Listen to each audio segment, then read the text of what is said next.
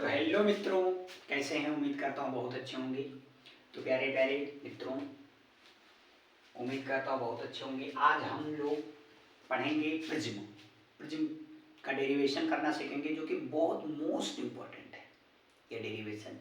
ठीक है, ये बोर्ड्स में आता ही आता है, बहुत इम्पोर्टेंट है। तो आज हम लोग सीखते हैं क्या?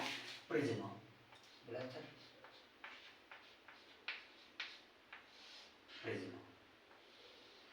प्रिज्म क्या होता है सर? प्रिज्म के अपवर्तन का सूत्र बोल दो सर। प्रिज्म के अपवर्तन का सूत्र सर, अपवर्तन का सूत्र, प्रिज्म के अपवर्तन का सूत्र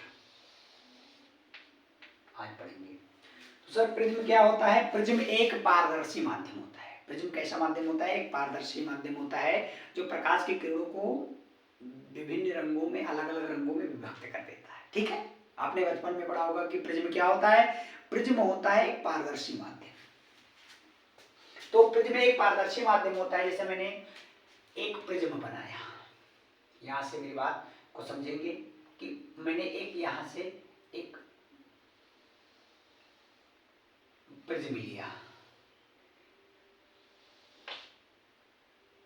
मैंने यहां से एक प्रिज्म लिया।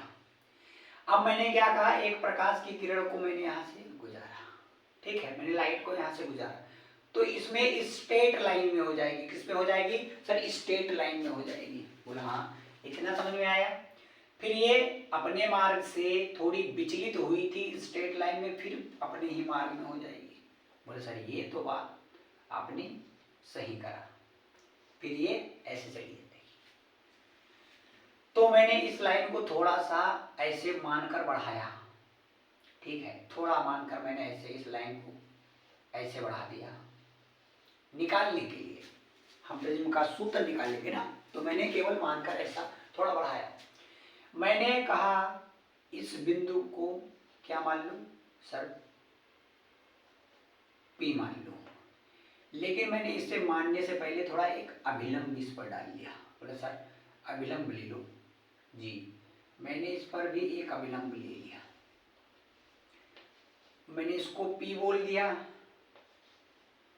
इसको मैंने क्या बोल दिया, क्यों बोल दिया, और इसको मैंने नहीं, इसको मैंने R बोल दिया, और इसको मैंने Q बोल दिया, और ये मैंने E बोल दिया। ठीक है, समझ में आ रहा? ये क्या होता है सर? ये होता है प्रिज्म का कोण। ये क्या होता है? एंगल होता है किसका? प्रिज्म का। प्रिज्म का कोण। इसे A और B और C बोल दो सर। बिल्कुल ये होता है सर परावर्तित हुई R, ये R डैश बोल दो सर। ये आपतित हुई, ये वाली किरण I बोल दो सर। ये I डैश मैंने कहा बोल दो। ठीक है, अब ये देखो, और ये वाला जो मैंने बढ़ा है डेल्टा बोल दो सर। डेल्टा क्या होता है? डेल्टा होता है विचलन कोण। क्या होता है सर? विचलन कोण। डेल्टा होता है विचलन कोण। और ये आई क्या होता है सर? निर्गत कोण होता है। क्या होता है? निर्गत कोण। ये क्या होता है? आई क्या होता है? निर्गत कोण। अब निकालो। और ये आर क्या होता है सर? परावर्तन कोण। क्या होता है? परावर्तन कोण। ओके, इतना आप लोगों को पता है। सो दैट आपको इसमें तीन चीजें दिख रही होंगी। एक तो पी क्यू आर एंगल, एक तो पी आर ई एंगल। हम किस एंगल की बात करेंगे? इस एंगल की बात करेंगे सर। ये वाले एंगल की बात करेंगे, इस वाले एंगल की बात करते हैं। एक पी क्यू आर। बोला सर ऐसा एंगल बना है सर, ऐसा ये वाला P और Q R। ठीक है, तो इस P और Q R, तो इसका एंगल क्या होगा? ये वाला R है, ये वाला पूरा कोण I है। जरा देखना, ये वाला पूरा कोण क्या है? I है। ये बहिष्कोण जिसको बोलते हैं। ठीक है, ये बहिष्कोण पूरा I है और ये पूरा I है, तो ये पूरा क्या होगा? अब मैंने कहा ये आर था ना, तो ये पूरा क्या होगा आई माइनस आर प्लस ये एंगल क्या होगा आई माइनस आर, और ये आर डैश है तो ये पूरा एंगल क्या होगा I dash minus R dash. Okay ठीक है सर, तो ये पूरा। तो अब आते हैं त्रिभुज पी क्यू आर में। तो मैं देखता हूं त्रिभुज पी क्यू आर में, त्रिभुज पी क्यू आर में आपको क्या दिख रहा है सर, डेल्टा एक बहिष्कोण है। क्या आपको दिख रहा है यहाँ पर, ये वाला डेल्टा आपको दिख नहीं रहा होगा, लेकिन मैं बता, ये वाला क्या होता है डेल्टा, ये आपका होता है बहिष्कोण। ये वाला जो बाहर की ओर, मैंने कहा एक त्रिभुज बनाया, समझ लो इस त्रिभुज के, मैंने कहा ये वाला बढ़ाया थोड़ा, तो ये वाला जो कोण बनेगा, मैंने कहा इसको भी ये वाला कोण बनेगा, जो ये क्या होता है बहिष्कोण। इसे क्या बोलते हैं सर, बहिष्कोण बोलते हैं। इसी को मैंने यहाँ पर डेल्टा माना। ये तो ये क्या हो गया बहिष्कोण, या यहाँ से ले लो एक, तो ये वाला कोण क्या होता है बहिष्कोण। ठीक है, ये वाला कोण क्या होता है बहिष्कोण। इसे हम हटा देते हैं, समझना मेरी बात को। तो त्रिभुज पी क्यू आर में, त्रिभुज पी क्यू आर में क्या देखते हैं कि डेल्टा बहिष्कोण है, इसके बराबर क्या है ये वाला आई माइनस आर और plus I dash minus R dash. Equation number first मान लेते हैं इसको। ठीक है सर, दूसरा क्या चलते हैं, दूसरा सर आपको दिख रहा है ए चतुर्भुज ए पी ई आर। चतुर्भुज कैसा दिख रहा है, ऐसा दिख रहा है कि ए पी ई आर ऐसा कुछ दिख रहा है। तो हम चलते हैं नेक्स्ट टाइम चतुर्भुज ए पी ई आर में क्या देखते हैं, आपको पता है कि A plus P plus E plus R R equal to A होता है 360 डिग्री का होता है, 360 अंश का होता है। ये चतुर्भुज के जो कोणों का योग होता है कितने अंश का होता है, 360 अंश का होता है। ठीक है, तो आपको यहाँ से जो मैंने अभिलंब डाला था, तो एक P पर डाला था और एक R पर डाला था। तो P का मान सर पता है, R का मान पता है, कितना होगा, अभिलंब डालते हैं तो अभिलंब कितने एंगल पर डालते हैं सर, 90 डिग्री एंगल पर डालते हैं। तो A का मान अपन को नहीं पता, A प्लस P 90 डिग्री होता है, प्लस E का मान नहीं पता, R का मान पता है सर 90 डिग्री होता है, बराबर 360 degree. 90 90 180, A plus E plus 180 बराबर 360। तो हम क्या करेंगे, A plus E equal to 360 और A 180 इधर जाएगा, ये माइनस हो जाएगा, तो A प्लस E बराबर हो जाएगा 180 डिग्री। इक्वेशन नंबर 2 मान लेते हैं इसको। ठीक है, इक्वेशन नंबर 2। अब हम दूसरे सिचुएशन देखते हैं सर कि त्रिभुज पी आर ई में, ये वाला त्रिभुज, ये वाला आपको दिख रहा होगा, इस त्रिभुज में देखते हैं जब, तो इस त्रिभुज में जब देखते हैं कि त्रिभुज पी ई आर में, त्रिभुज पी ई आर में देखते हैं, तो त्रिभुज पी ई आर क्या होता है सर, पी, अब देखो ये समझने की बात है जरा कि त्रिभुज पी आर ई में देखते हैं कि ये कोण कितना है आर, ये कोण कितना है आर डैश, और ए वाला कोण नहीं पता। तो त्रिभुज के तीनों कोणों का योग कितना होता है 180 अंश, यानी P plus are plus E बराबर 180। सर पी का एंगल कितना है सर, आर है, प्लस आर का एंगल कितना है आर डैश है, प्लस ई का नहीं पता है, बराबर हम 180 डिग्री। सर ये लिख सकते हैं इसके जगह पर, बिल्कुल लिख सकते हैं। तो त्रिभुज पी ई आर में क्या देखते हैं, क्या लिखेंगे, R plus R dash plus E बराबर 180।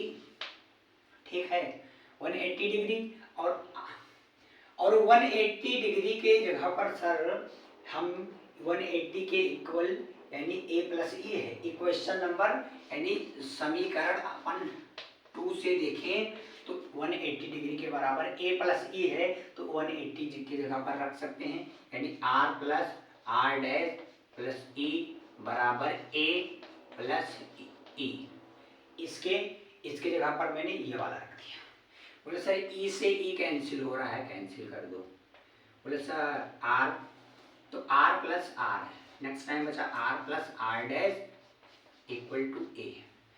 अब क्या देखते हैं, इसको जरा हटा देते हैं।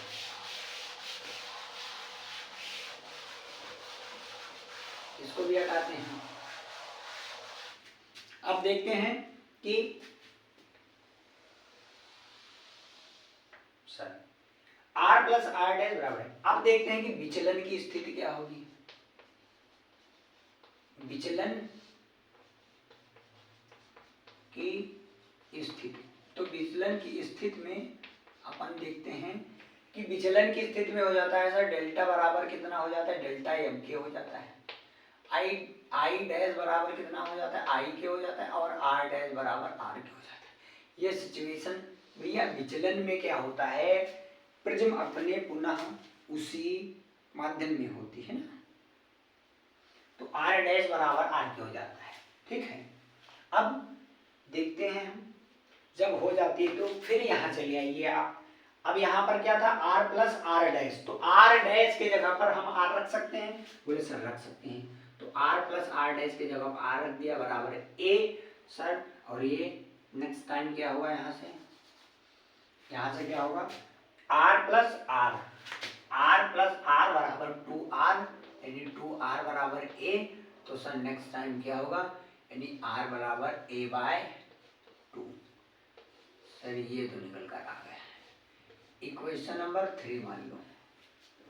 ठीक है सर, बिल्कुल। अब इक्वेशन नंबर फर्स्ट से दूसरी बात देखते हैं कि इक्वेशन नंबर फर्स्ट से अपन को पता है समीकरण फर्स्ट से क्या देखेंगे, समीकरण फर्स्ट से देखते हैं कि डेल्टा बराबर किसके हो गया, डेल्टा एम के। तो डेल्टा एम बराबर आई माइनस आर और प्लस ये आई डैश है सर, आई के बराबर हो गया सर, आई माइनस ये आर डैश है सर, आर के बराबर हो गया, आर हो गया। तो सो दैट डेल्टा एम बराबर क्या हो जाएगा, आई प्लस आई, यानी 2i माइनस 2r। तो नेक्स्ट टाइम क्या होगा, आर इम्प्लाइज दैट 2r। तो ये 2r का मान a/2 है, r का मान a/2 रख देते हैं, यानी 2i माइनस 2 इंटू a/2। ये समीकरण थर्ड से है कि a/2, यानी r का मान a/2 रख दिया, 2 से 2 कैंसिल आउट हो गया। तो डेल्टा एम बराबर कितना हो गया, यानी 2i minus a। Sir a को इधर ले आओ, बोला सर 2i बराबर a को इधर लाएंगे तो डेल्टा एम प्लस a हो जाएगा। i बराबर क्या हो जाएगा, delta M plus a by 2 हो जाएगा। i का मान पता चल गया, r का मान पता चल गया, तो अब क्या लगा दो सर, स्नेल का नियम। किसका नियम, स्नेल का नियम। स्नेल नियम जब लगाएंगे, स्नेल रूल, तो स्नेल रूल पता है सर क्या होता है, n बराबर साइन आई अपॉन में साइन आर, सर पता है। आई का मान आई के जगह पर रख देंगे, n बराबर, तो ये क्या होगा, sine delta M plus a by 2 upon में साइन a बाई 2। अब जब प्रिज्म क्या हो, पतला हो, तो जब प्रिज्म पतला हो तो एंगल को हम हटाते हैं, यानी साइन को हटा दो, साइन को हटा देंगे तो नेक्स्ट टाइम होगा n delta M plus a by 2 upon में a बाई 2। सर 2 से 2 कैंसिल हो जाएगा, नेक्स्ट टाइम क्या बनेगा, आर इम्प्लाइज दैट ये a इधर चला जाएगा, तो सर an बराबर हो जाएगा डेल्टा एम प्लस a। ये होगा प्रिज्म के पतले के लिए। पतले प्रिज्म के लिए थोड़ा यहाँ से बचा, इसको यहाँ मैं कर देता हूँ। ये ए इधर जाएगा तो सर ए एन माइनस ए बराबर डेल्टा एम हो जाएगा, और ए इससे कॉमन हो जाएगा, ए एन माइनस वन और डेल्टा एम ये हो जाएगा। ये पतले प्रिज्म के लिए। तो ये मोस्ट इंपॉर्टेंट है, बहुत ज़्यादा इंपॉर्टेंट है, ये आएगा ही आएगा फिजिक्स में। ओके, ऐसे इस डेरिवेशन को निकालना है और ऐसे इस डेरिवेशन को करना है। ठीक है, ओके।